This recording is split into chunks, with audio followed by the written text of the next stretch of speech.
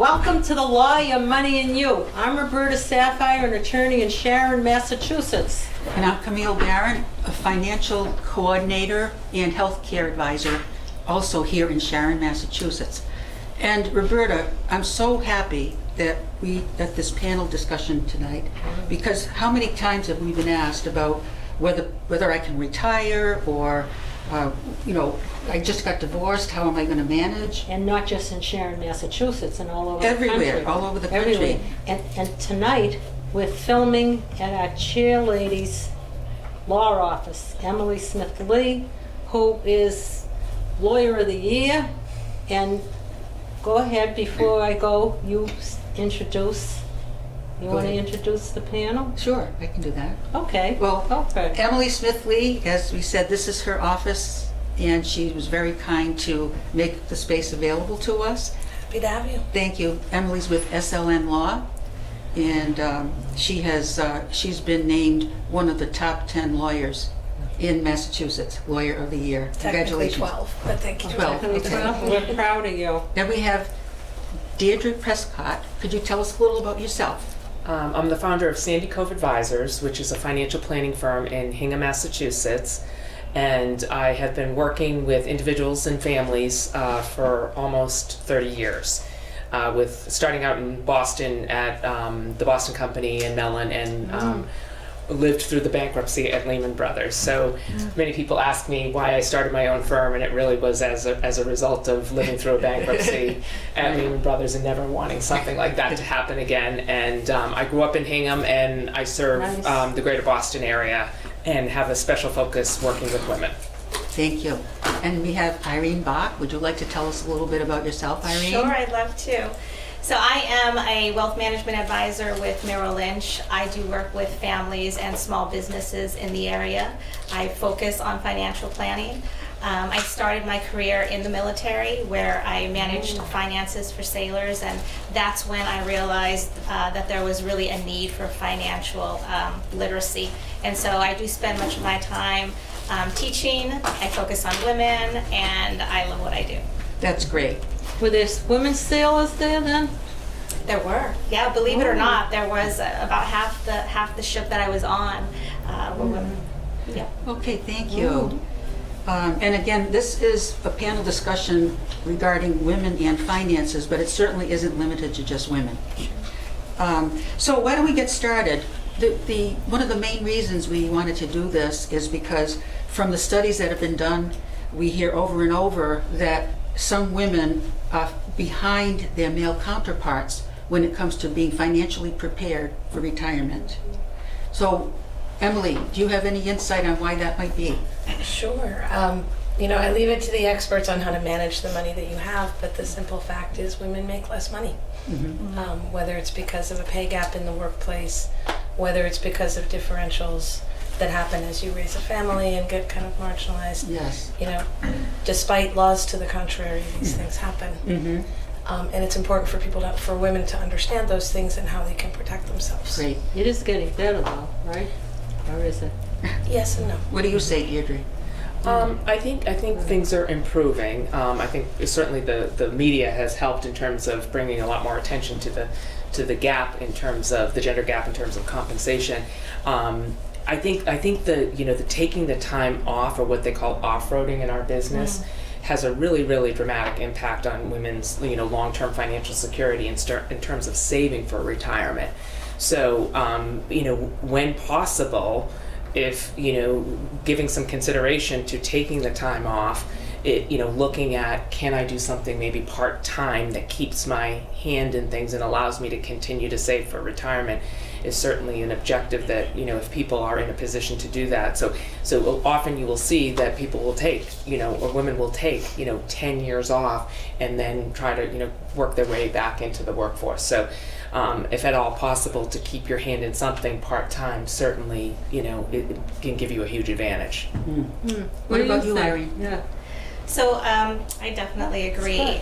I think that women fundamentally have different life journeys than men, and it's through different stages. So in early adulthood, for example, they women are graduating with undergrads and graduate degrees, and this is all great, and it's opening up so many more opportunities for women. At the same time, they're graduating from college, and they have a ton of debt, and so that's an issue. And then they enter into the workforce, and so they're facing a wage gap as well. And so, just being aware of, for example, in that stage in their life, being aware that, or preparing or planning a budget, reducing debt, and taking advantage of the employer 401ks or retirement benefits that they do have is really important. But there are other stages that women go through. You touched upon the parenting and caregiving and retirement, and so there are things that women can do in those stages of life as well.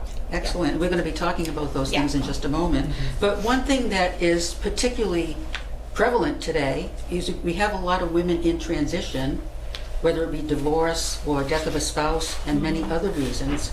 How do you deal with that population?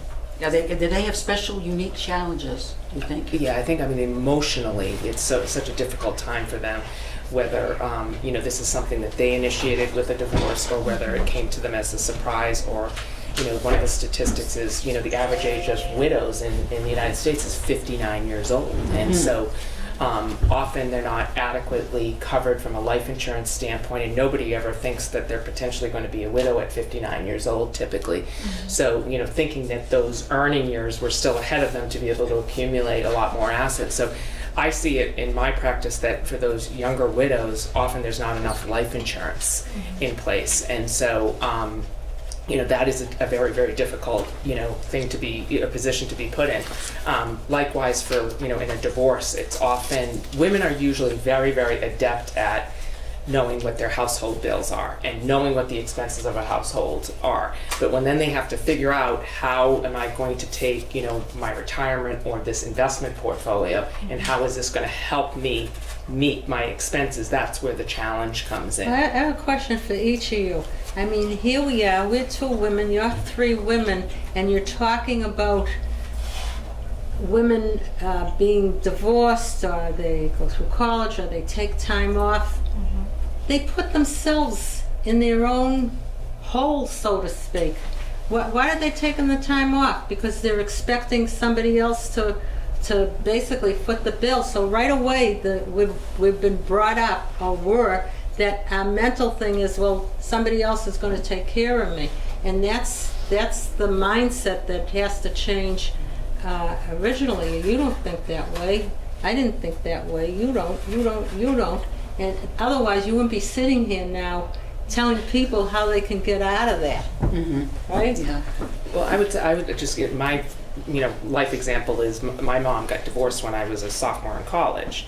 And I basically, she was not financially sophisticated at all. I was an accounting major, so finances came very naturally to me. And through my firsthand experience, I said, that is never going to happen to me. So I was very much driven as a product of growing up in a divorced household where I wanted the financial independence, and I never wanted to be in a situation where I was going to, be dependent or be in my mom's situation with 5 kids. So I was very motivated by my personal experience. So I think that's where I come from in terms of helping women, in particular women who have gone through a really difficult time through a divorce, is to, hopefully, get them, engaged in their finances, and to start to, develop a roadmap, to financial security. Now, later in life, if a woman is widowed, 59, 60 or anything, and one of the challenges there is it's very difficult to re-enter the workforce. Right. Have you found that to be true, Irene? Absolutely. There's a lot of cases where women are the primary caregivers, and the spouse at the time is the breadwinner. And so when it comes time, for a divorce or widowhood, they find themselves in a situation where they have to go out and land a job, and age is definitely a factor. It's a challenge, and then on top of it, they're going through a very emotional time, and on top of that, I find that there is a lack of confidence in investing. I I do feel that the majority of the women that I've dealt with can budget, can write checks, pay bills and things, but when it comes to investing, there's a lack of confidence that we need to work. Yeah. And I will say to the re-entering the workforce, there's a double whammy to a triple whammy really, to having been out for a while, to being female, and to being older. Age discrimination plays out differently for women particularly in some industries than it does for men. Unfortunately. And then the other thing I would say, sort of to your point, Roberta, one thing women, at least my age and older, have not been taught to do well is self-advocate. When you're starting off negotiating your salary, negotiating the terms of your job, it's one of the many reasons for the pay gap and the wage gap. Is it really? I mean, I certainly can't pretend I did a scientific study, but yeah, it's part of it is there are discriminatory traditions, there are biases, but also time after time, women are less willing to step up and say, I deserve this much money because I'm really good at what I do. They should give courses like that at school. We had somebody, remember Stuart? Yes. Unconscious gender bias. And Yes. people are unconsciously biased because they're like trained that way. So Well, Emily is, she's had so much experience, and you've had cases of employment law, haven't you? Absolutely. That's things like Yeah. that. You've actually experienced it yourself with the cases you've had. Yeah. Yeah. And by the way, there are laws against most of these things, but they happen all the time Yeah. anyways. But getting back to the emotional side of it, often women are very vulnerable as a widow or a recent divorce. And so that's where you just have to really guide them through this period of, don't make any significant decisions for the next 12 to 18 months because you'll be in a completely different place. So a lot of times I think the inclination is to just be very debt averse, and they might have a mortgage and there might be a life insurance policy, or there's a settlement and a divorce, and the first thing they want to do is immediately pay off the mortgage because they don't want to worry about a mortgage payment, which can be absolutely the worst thing you can do because you've just taken liquid assets and put them into a home, and in many cases they're never going to qualify for a mortgage. So the first inclination is make the emotional decision and just immediately pay off the mortgage when that can be a really, really bad decision. So so there's a lot of decisions Absolutely. like that happen where it's really helpful to have a professional, whether it's an attorney, a financial advisor, that helps you map out a plan and not really be prone to some of these impulsive decisions just because of the being overwhelmed. Absolutely. Yes. good So advice. you know a thing or two because you've seen a thing or two. Yeah. And we want to go now to a more optimistic side of this. Yes. Yes. And that is, what are some of the things that women can do to close that gap? Yes. Anyone who chooses to speak? Yeah, sure. So I mentioned the early adulthood. I think another really important life stage is caregiving.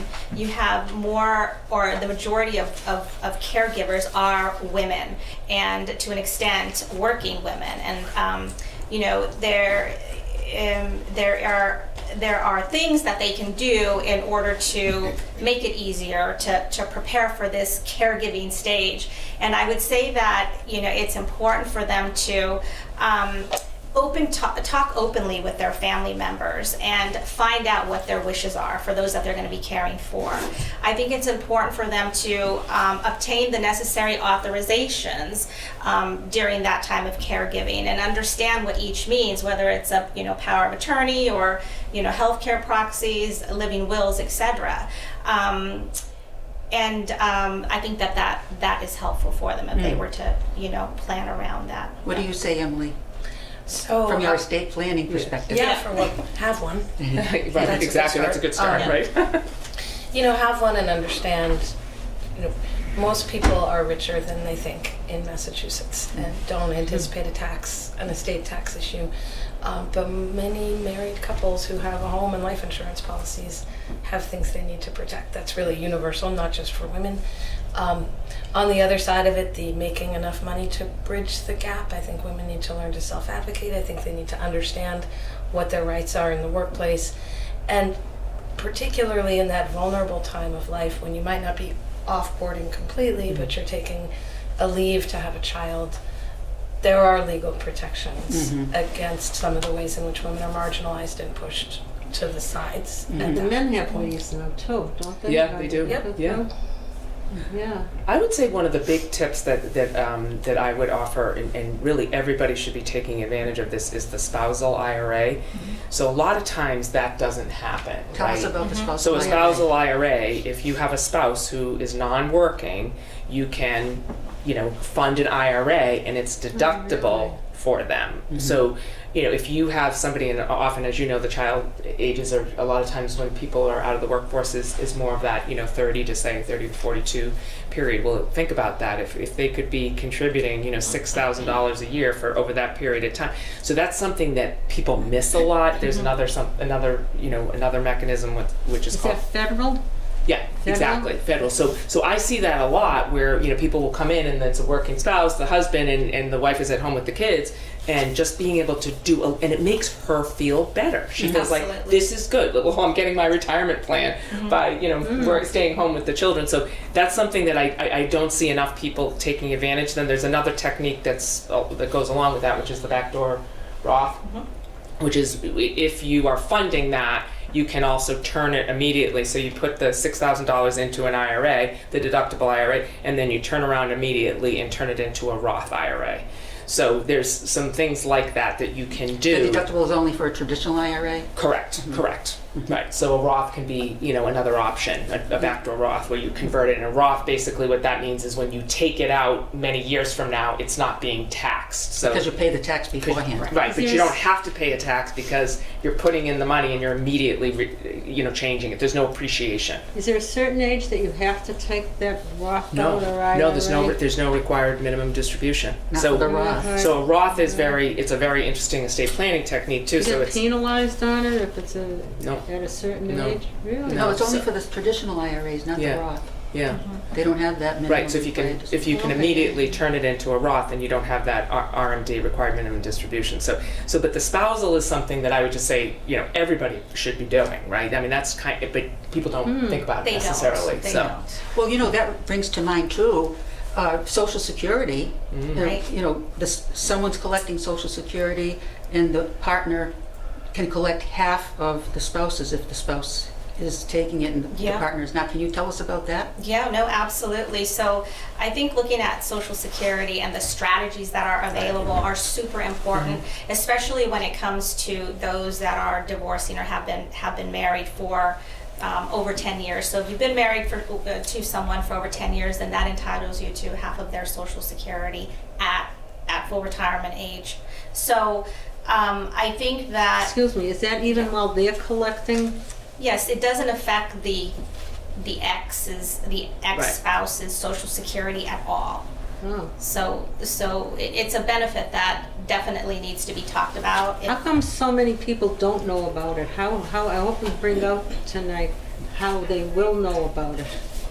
I think How they I should. think the main it's planning. It's financial planning. Right. So if you're talking to a professional, the professional should take you through the steps of Social Security and the strategies. Whether you're a divorcee or not, it's important to strategize. So you're able to take Social Security at different ages. You can take it early, you can take it at full retirement age, or you can take it at age 70 at the latest. And there are benefits to each. It's just dependent upon the individual situation. But whenever you can forego taking Social Security, you're getting a 7 to 8% return for every year that you put it off. So Are you saying the government pays you 7 to 8%? so the amount money? of your benefit, the amount of your benefit goes up between 7 to 8% by putting it off each year. So that's pretty dramatic. I mean, a return on a portfolio of getting You 8% can't get is guaranteed not 8%, anymore. right.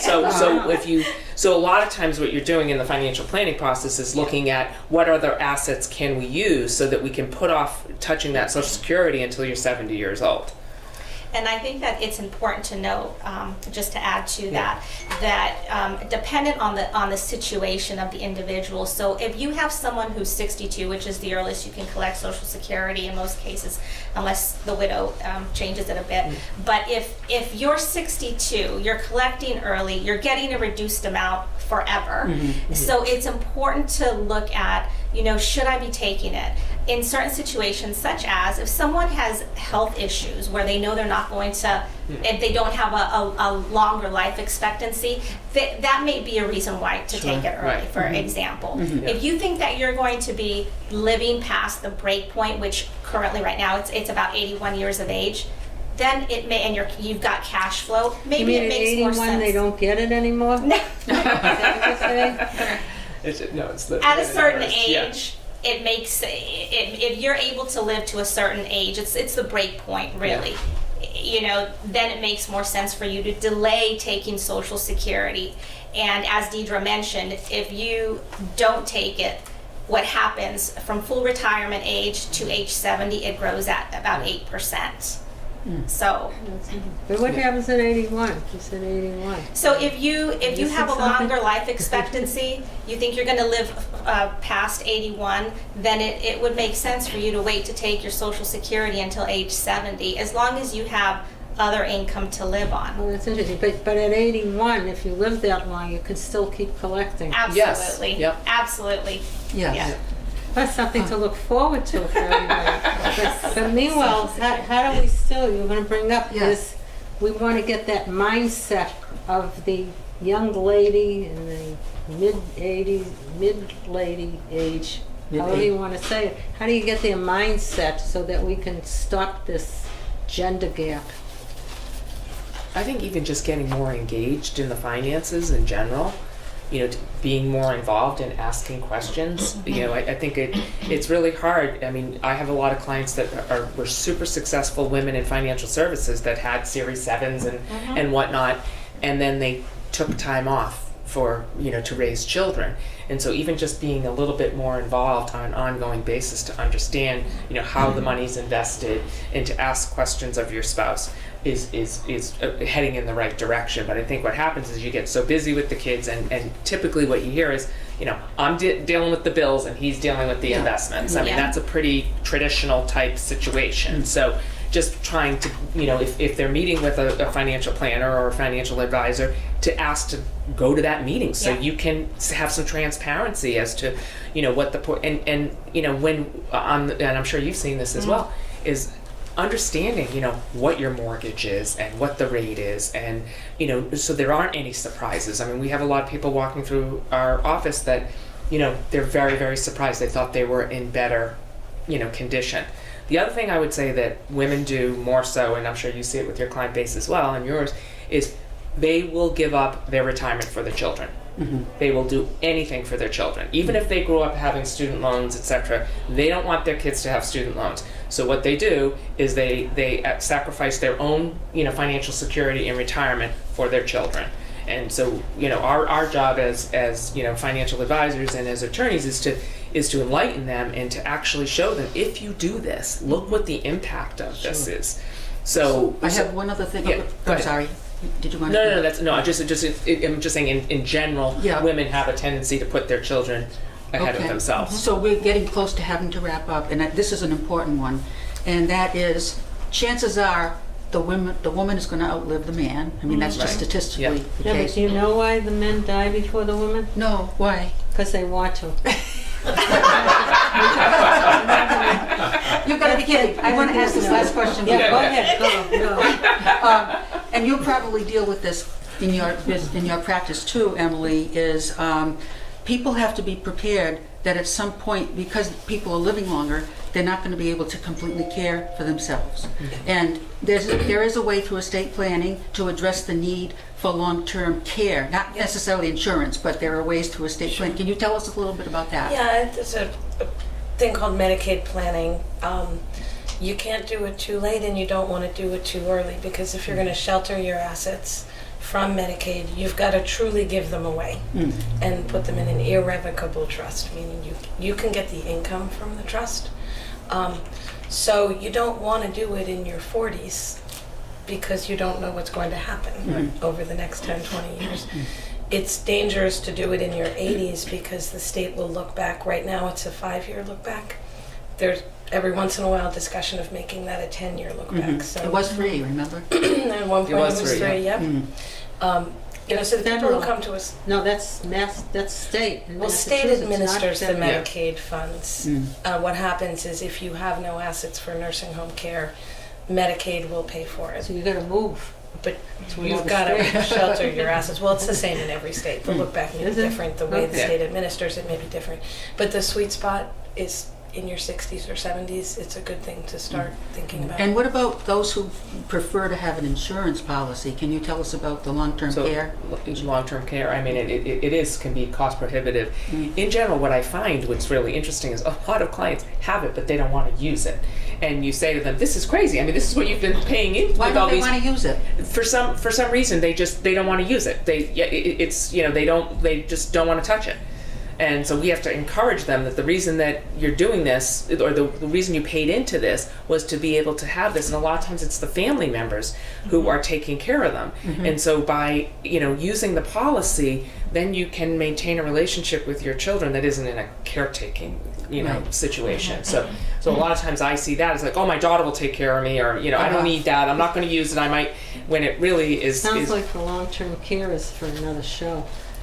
Yeah, probably. That's like Do you have the anything to add reverse to that? mortgages It's- and all the other stuff. I think that it's important to understand long-term care and what the policy entails. So for example, how does that work with Medicare? I find that a lot of people think that Medicare is going to take care of everything, and that's not the case. Right. That's very limited. So understanding the long-term care policy, the elimination period, and what other benefits, and how to work through that once you are in need of long-term care. Yes. Yep. We're just about having to wrap up And I now. want to ask Okay. just one more quick question, Merrill, where you said, she's starting to laugh because it's going to be funny, an irrevocable trust. Now, is there a way to make a clause in the irrevocable trust? I was asked this the other day, where you can change things, but yet the trust is still irrevocable.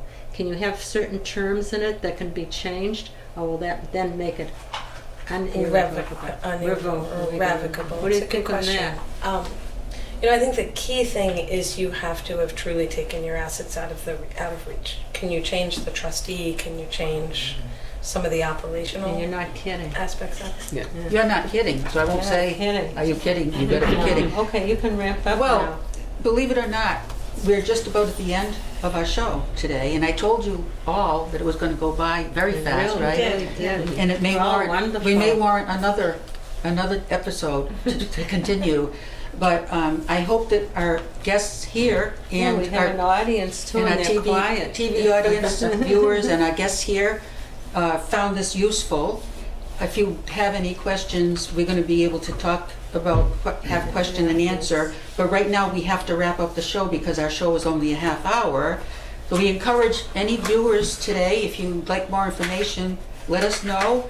And we'd love to hear from you regardless of what you have to say. Because remember, this is your show, the law, your money, and you.